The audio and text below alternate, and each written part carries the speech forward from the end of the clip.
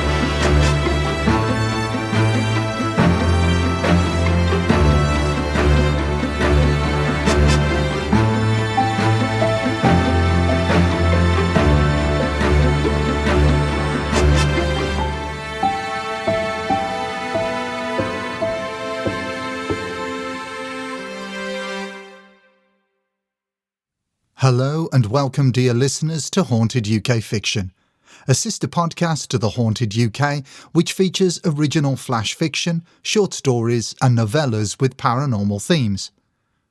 All stories you will hear were written by a collection of talented writers, authors and storytellers, both independent and professional.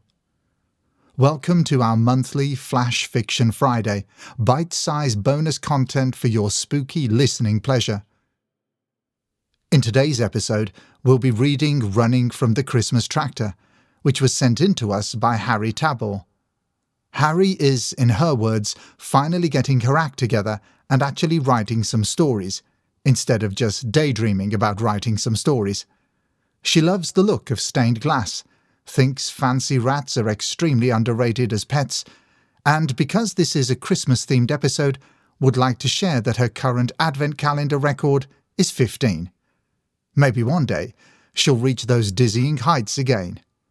She hopes you enjoy listening to this episode and encourages you to support your nearest Christmas tractor run. You get to look at pretty lights, help support great causes, and don't worry, it probably won't be haunted. Probably. Get comfortable, grab a little something to sip on, and perhaps cuddle up under a blanket to help offset the chills coming your way. And let's dive into the story.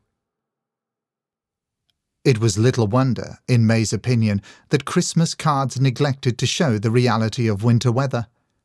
It wasn't a light dusting of snow that greeted her as she dismounted the quad bike, but a sorry-looking field drenched with water. It was still being battered by rain as she crossed over into the waiting shed, the greedy mud trying to claim her Wellingtons with every step. Once inside, she slung her coat onto a hook and used her phone's torch to locate the battery-powered lanterns that she'd stashed in there previously.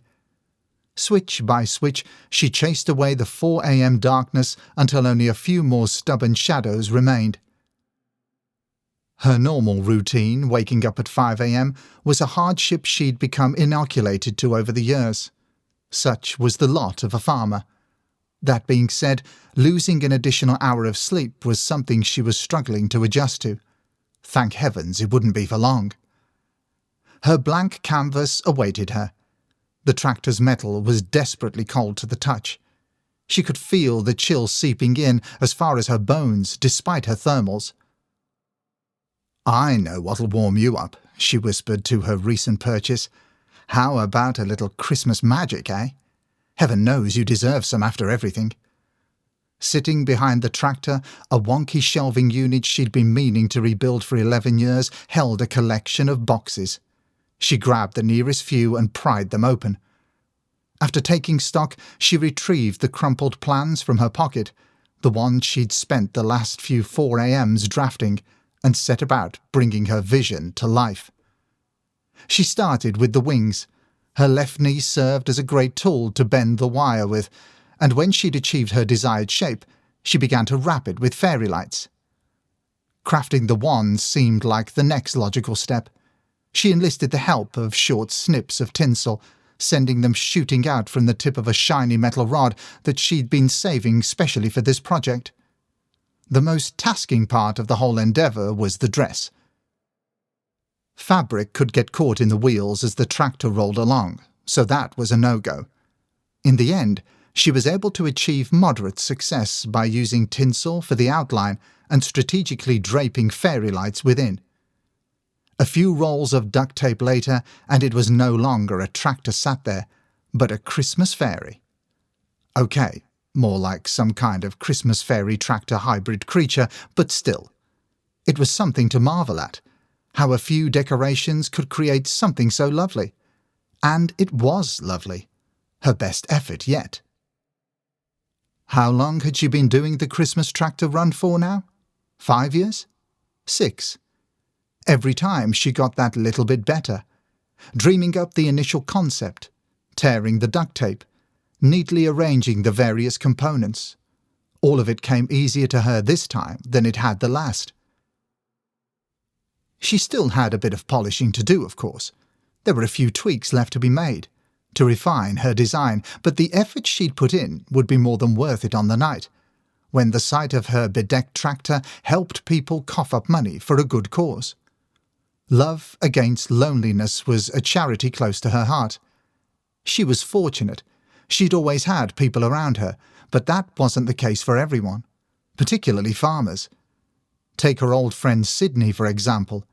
He'd needed love against loneliness when it all got a bit too much for him. She eyed the tractor. Maybe he'd needed it too. They hadn't told her too much about the previous owner, but she'd heard the rumours. She hoped they weren't true. Imagine living such an isolated life, that you're only found because the bills are long overdue. No. She shook her head, trying to clear it. Why drag down such a festive scene with morbid thoughts? It was time to get a shift on. The cows wouldn't milk themselves. There were a few minutes spare for a quick sneak preview, though. One by one, she turned off the lamps, until only the soft pink glow of the fairy lights remained. It skimmed across the tractor's green paint, trickled through the massive black tyre treads, then came to a sudden slamming stop on a pale mass, smeared up against the cabin's window. What on earth was it? She peered through the blackness, trying to apply logic to the situation, never once breaking her stare. Had she left something in there? Not that she could remember, but maybe she... Oh God! Her heart stopped as it clicked. It was a face. How could it be a face?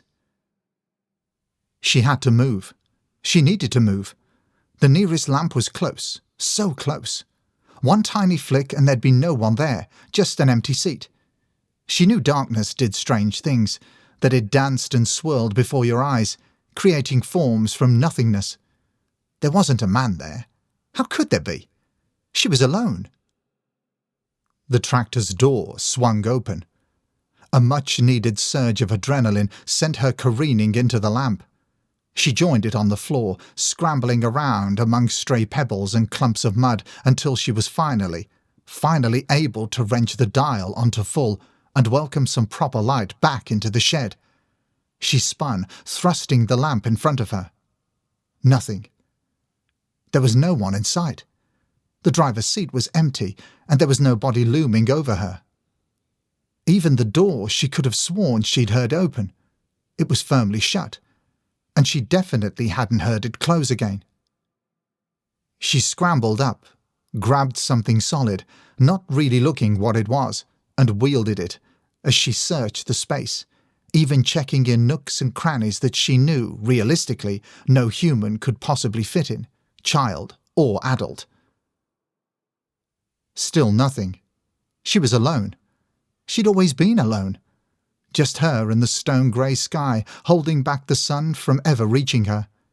Sometimes, when she walked over the fields, she'd keep her eyes trained on the horizon, hoping someone, anyone, would appear.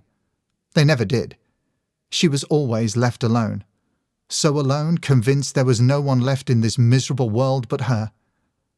"What?" May mumbled. The word broke whatever hold the darkness had over her, so she swallowed, slowly, forcing her throat back into action. "You're dribbling, my love. Your mind's dribbling. What are you on about being alone? You've never really been alone, have you? Too big a family for that. Too many nieces and nephews for that."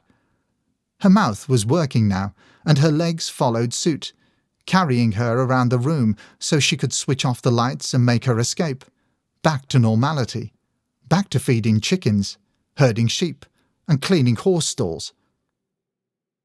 She was so focused on dashing out and slamming the shed door shut, it took her a few seconds to realize that the pelting rain had eased off, replaced by a soft drizzle that blurred the edges of the landscape. It took her a whole minute to notice the trespasser. "The absolute cheek of these dog walkers," she began to mutter, trying to ignore the relief she felt at being able to substitute her fear with annoyance. "They think they can just walk anywhere they like, even on private—" She stopped. She stopped because she hadn't started. He hadn't moved in the slightest. He just stood, flat cap in hand. A field, a road, and another field away from her, motionless. Just stood. Just staring. Crack! She reeled, barely catching sight of the shed doors, still very much locked, lurching back into place, as though something had barged into them from the other side. The sheer force of the blow had sent a nasty crack snaking through the wood. She stumbled backwards, then ran, straight to the quad bike. It was only when the numbness of her fingers forced her to slow down, when she couldn't quite fasten her helmet without acting with deliberateness instead of rushed panic, that she remembered the man and her eyes flicked back in that direction. He was gone. She twisted, scanning, it felt like, every blade of grass, every sliver of cloud, every insect braving the dead of winter, until her vision fell at last on the shed she'd just escaped, and on the man standing impossibly in front of it. When he'd been on the other side of the field, she hadn't been able to see the bleakness in his eyes, the trembling fists, his chapped lips curling into a scream. She could see it all now. The helmet dropped to the ground. The quad bike juddered underneath her as she guided it somehow back to the road. The wind whipped her shaky breaths away as she rode ever onwards, speeding away from that lone figure and the sheer desolation he radiated. It looked like she'd be giving the tractor run a miss this year. That brings us to the end of this episode. We truly hope you enjoyed this spine-tingling, bite-sized tale.